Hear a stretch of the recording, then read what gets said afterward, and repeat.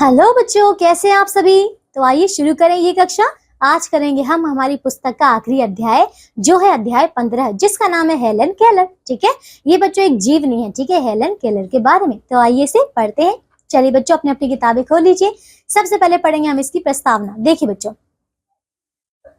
देखो, Helen Keller को लेकर उसके माता पिता निराश हो चुके थे, मगर एनी सलीवान ने उसके जीवन को एक नई रोशनी दी तथा उसे महानता की सीढ़ी पर चढ़ाया, है ना। तो बच्चों, ये उनकी कहानी है। अभी देखिए इसकी परिकल्पना। निराशा को आशा में बदलने के लिए क्या अनिवार्य है। और बच्चों, इसका उद्देश्य है श्रम, धैर्य, आत्मविश्वास, साहस की भावना का विकास करना। ठीक है, ये सारी बातें बच्चों हम इस कहानी में, इस जीवनी में पढ़ेंगे। तो आइए पढ़ते हैं। देखो, एक नन्ही प्यारी और मासूम बच्ची जिसका नाम था हेलन केलर। अभी उसकी आयु मात्र 1.5 वर्ष की थी कि एक दिन फिर देखो अचानक उसे ज्वर चढ़ा। ज्वर यानी कि उसे बुखार चढ़ाया। इस ज्वर ने उसकी आंखों की रोशनी छीन ली और सुनने की शक्ति से भी वंचित कर दिया। तो देख रहे बच्चों, ये एक ऐसा बुखार इसे चढ़ा था कि इसको देखो बच्चों, इसकी आंखों की रोशनी चली गई और देखिए इसकी जो शक्ति थी बच्चों, यानी कि ताकत जो थी बच्चों सुनने की, वो भी वंचित, यानी कि बच्चों वहां से रह जाना, है ना। यानी कि बच्चों इसके बाद ये देख भी नहीं सकती थी और सुन भी नहीं सकती थी। साथ ही उसकी वाणी भी जाती रही, यानी कि अब वो बोल भी नहीं पाती थी, है ना। बच्ची नेत्रहीन तथा मूक और बधिर होकर रह गई। तो बच्चे देख रहे हैं अब, यानी कि इस ज्वर के बाद, इस बुखार के बाद देखिए अब वो नेत्रहीन हो गई, यानी कि देख नहीं सकती थी, अंधी हो गई, मूक यानी कि बोल नहीं सकती थी, और बधिर भी हो गई, सुन भी नहीं सकती थी, है ना। देखिए बच्चों, हर तरीके से अब वो बिल्कुल अपाहिज हो चुकी थी, है ना। देखिए, जानने और सीखने के सभी रास्ते बंद हो गए। माता पिता की चिंता का कोई पारावार ना रहा। वे सोचते, क्या होगा हमारी बच्ची का, लंबी जिंदगी कैसे जी पाएगी, है ना। इस प्रकार से अब उसके माता पिता बहुत चिंतित थे, है ना। हम कब तक सहारा दे पाएंगे, है ना, उन्होंने सोचा इस प्रकार से। अब देखो, जैसे जैसे बच्ची बड़ी हो रही थी, माता पिता की चिंता बढ़ती जा रही थी। परंतु जब उनको बच्ची की बुद्धिमता और समझदारी का एहसास हुआ, ठीक है, बुद्धिमता यानी कि उसकी जो आप कह सकते हैं जो बुद्धिमानी थी, ठीक है, उसका जब पता चला इनको, तथा उनके देखो उसके अंतर चक्षु यानी कि जो उसके अंदर की आंखें थी बच्चों, ठीक है, जो वो अंदर से देख सकती थी, महसूस कर सकती थी, तो खुलते नजर आए, है ना। देख रहे बच्चों, उनके अंदर की जो एक आत्मा थी, उनसे उनको एक आवाज आई, है ना।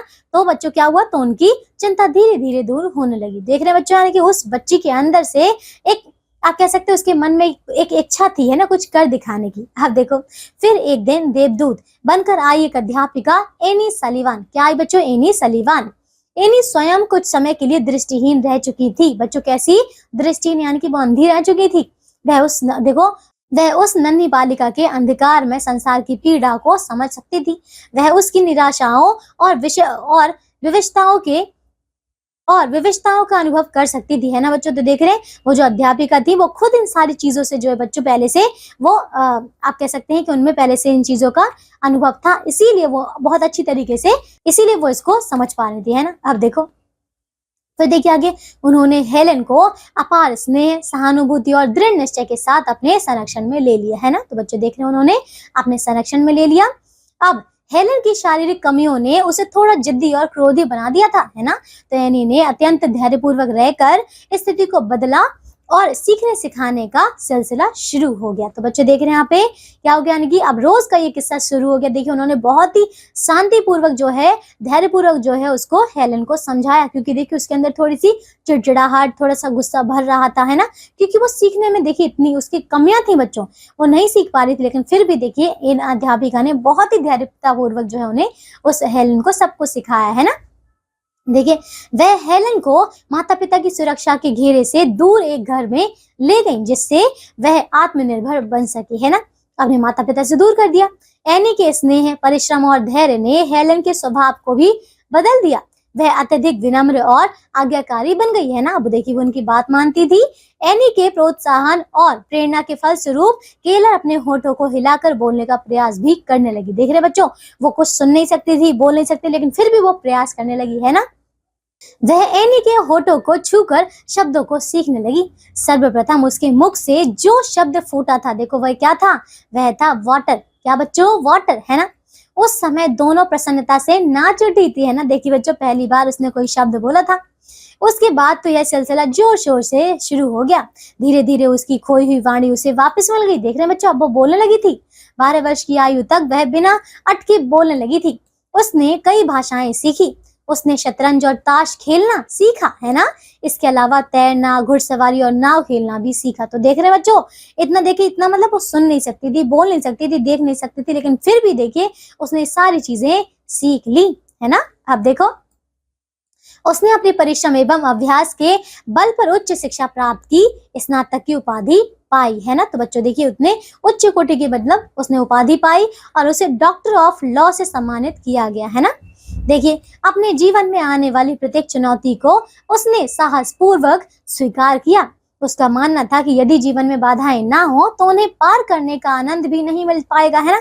तो बच्चों, जब बाधाएं होंगी, परेशानियां होंगी, तभी तो उसे पार करने के लिए हम बच्चों एक प्रयास करेंगे, और उसी में तो खुशी होती है बच्चों, है ना। अगर हमें बिना कुछ किए ही सब कुछ मिल जाए तो भला उसमें क्या खुशी, है ना बच्चों, उसमें कोई खुशी नहीं होती। अब देखिए, वह सबके लिए प्रेरणा का स्रोत बन गई, है ना। स्रोत यानी कि एक, जैसे कि आप कह सकते हैं एक उद्गम स्थल बन गई, है ना। ब्रेल लिपि में उसने कई प्रसिद्ध पुस्तकें लिखी, मेरा धर्म और मेरी कहानी आदि, है ना। तो बच्चों, इसी प्रकार की उसने कई सारी पुस्तकें लिखी। उनके द्वारा रचित पुस्तकों का अनुवाद विश्व की अनेक भाषाओं में हो चुका है ना। उनके द्वारा कही गई बात, ईश्वर एक द्वार बंद करता है तो दूसरा खोलता भी है, लेकिन हम बंद की ओर इतनी देर तक ताकते रहते हैं कि जो द्वार हमारे लिए खोला गया है उसे देख ही नहीं पाते, है ना। तो देख रहे हैं, ये सारी बात जो थी बच्चों, किसने लिखी थी? हेलन केलर ने, है ना। लोगों के लिए आज भी वह प्रेरणा का स्रोत बनी हुई है। तो बच्चों देख रहे हैं, यहाँ पे इनको देखकर कई लोगों को प्रेरणा मिलती है ना। तो बच्चों, ये थी हमारी कहानी हेलन केलर की, है ना। तो आपको अच्छी लगी ना? बहुत अच्छी कहानी है बच्चों उनकी, ठीक है, उनकी जीवनी है ये।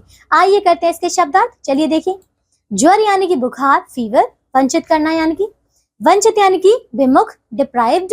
नेत्रहीन यानी कि अंधी, ब्लाइंड, बधिर, बहरी, ठीक है, डीफ। अंतरचक्षु यानी कि मन रूपी आंखें, ठीक है, डिस्क्रीट। सिलसिला यानी कि क्रम, सीक्वेंस। उपाधि यानी कि पद, ठीक है, टाइटल। पारावार यानी कि अंत, लिमिट। शक्ति, इसका अर्थ है ताकत, पावर। वाणी यानी कि बोली, वॉइस। मूक यानी कि गूंगी, डम्ब। बुद्धिमता, समझदारी, इंटेलिजेंट। दृष्टिहीन यानी कि अंधी, साइटलेस। प्रोत्साहन यानी कि उत्साह, बढ़ावा, ठीक है, इंकरेजमेंट। स्रोत यानी कि उद्गम स्थल, ठीक है, सोर्स। तो समझ आ गया। अब ये सारे शब्दार्थ हो चुके हैं बच्चों। तो आज के लिए सिर्फ इतना ही। मैं आशा करती हूँ आपको इनके बारे में जानकर बहुत अच्छा लगा होगा, है ना। तो आज के लिए सिर्फ इतना ही। मैं आपसे मिलूंगी एक नई कक्षा में, करेंगे हम इसके अभ्यास के प्रश्न उत्तर। तब तक के लिए आप सब अपना ध्यान रखिए, स्वस्थ रहिए। बाय बच्चों।